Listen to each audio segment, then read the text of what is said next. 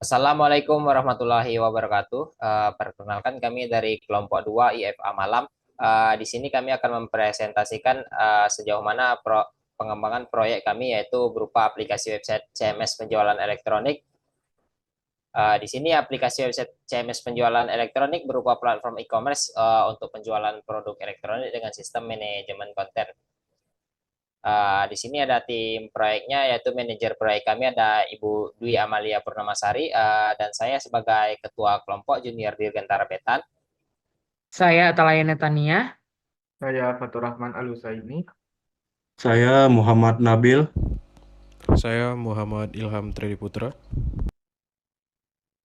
Ya, itu di slide ini tentang capaian proyek kita itu pertama dokumen RPP, dua analisis kebutuhan fungsional dan non-fungsional, tiga desain flowchart alur pembeli dan penjual, diagram use case, dan IRD. Keempat yaitu perancangan wireframe UI UX. Lalu luaran rancangan aplikasi kami ada kebutuhan fungsional dan non-fungsional, flow chart pembeli, flow chart penjual, diagram use case, IRD, dan yang terakhir desain wireframe UI UX. Selanjutnya ada kebutuhan fungsional dan non-fungsional. Kebutuhan fungsional dan non-fungsional ini merupakan fitur-fitur yang akan digunakan dalam aplikasi nantinya. Nah, untuk kebutuhan fungsional uh, ada sistem untuk login, terus untuk mengelompokkan produk berdasarkan kategori, untuk memasukkan produk ke dalam keranjang, terus akan mengelola produk dan pemesanan dari pembeli, serta laporan dari penjualan. Untuk kebutuhan non-fungsional, aplikasi tersebut harus terstruktur dengan baik dan mudah dipelihara oleh pengembang yang berbeda. Lalu juga aplikasi harus menggunakan bahasa Indonesia yang baik dan benar, dan antarmuka pengguna juga harus ramah, intuitif, dan mudah dinavigasi. Selanjutnya adalah flowchart alur pembeli yang dimana pembeli membuka halaman awal terus melakukan login. Jika memiliki akun akan diminta memasukkan username dan password. Jika tidak akan diminta untuk melakukan registrasi. Jika username dan password benar akan masuk ke halaman beranda di mana pembeli dapat melihat produk, memasukkan produk ke dalam keranjang, melihat keranjang. Jika ingin melakukan pembelian maka akan diminta memilih metode pembayaran. Selanjutnya proses pembayaran dan pembeli akan mendapatkan bukti pembayaran. Lalu ada flowchart alur penjual yang dimana di halaman awal penjual melakukan login, memasukkan username dan password. Jika benar akan dialihkan ke halaman penjual yang dimana penjual dapat mengelola produk, mengelola pesanan, dan membaca laporan penjualan. Selanjutnya dari diagram use case, pembeli bisa melakukan registrasi.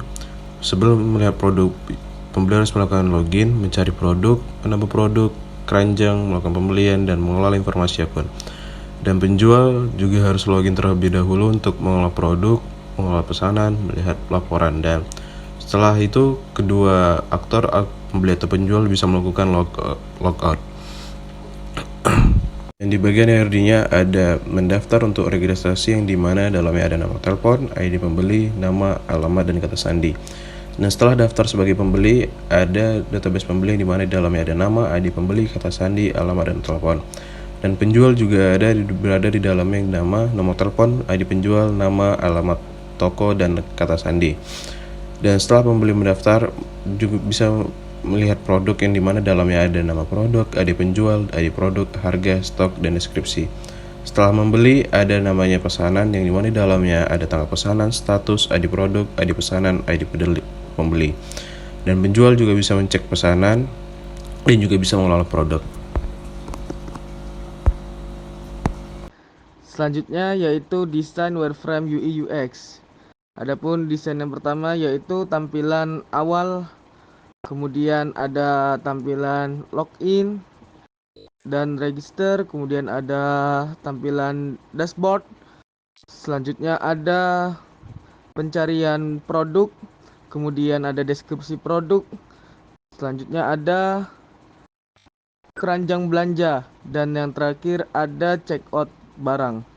Oke, di slide selanjutnya masih di desain wireframe UI UX. Yang pertama tuh ada informasi akun, ganti password, riwayat pembelian, dashboard penjual, mengelola produk, kelola pesanan, dan terakhir laporan.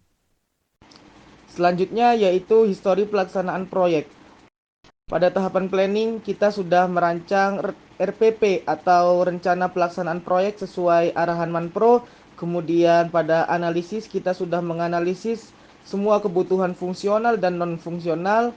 Kemudian pada tahapan desain, kita sudah membuat flowchart pembeli dan penjual, membuat desain wireframe dari aplikasi. Kemudian yang terakhir, kita sudah membuat diagram use case dan IRD. Selanjutnya di pembagian kerja dan kontribusi, di bagian kontribusinya itu di bagian perancangan luaran yang dihasilkan yaitu dokumen RPP yang bekerja itu semua anggota kelompok. Selanjutnya di bagian analisis yang dihasilkan itu tabel kebutuhan fungsional dan non fungsional yang dibuat oleh Atalaya. Selanjutnya di bagian desain yaitu flowchart penjual yang dibuat oleh saya Junior Dirgantara. Selanjutnya di bagian desain juga yang dihasilkan itu flowchart pembeli, diagram usage dan IRD itu dibuat oleh Bang Muhammad Ilham. Selanjutnya desain UI UX itu dibuat oleh Muhammad Nabil, Fatur Rahman Al-Saini, Junior Dirgantara dan juga Atalaya. Selanjutnya ada rencana penyelesaian proyek yang dimana ada implementasi aplikasi, pengujian fungsional, deployment aplikasi, pembuatan laporan akhir dan poster, dan persiapan presentasi akhir. Implementasi aplikasi melibatkan pengembangan dan pengujian fungsional menggunakan metode black box yang memastikan aplikasi berjalan sesuai spesifikasi tanpa melihat kode. Setelah itu dilakukan deployment aplikasi ke lingkungan produksi agar bisa digunakan oleh pengguna. Sekian presentasi dari kelompok kami. Wassalamualaikum warahmatullahi wabarakatuh.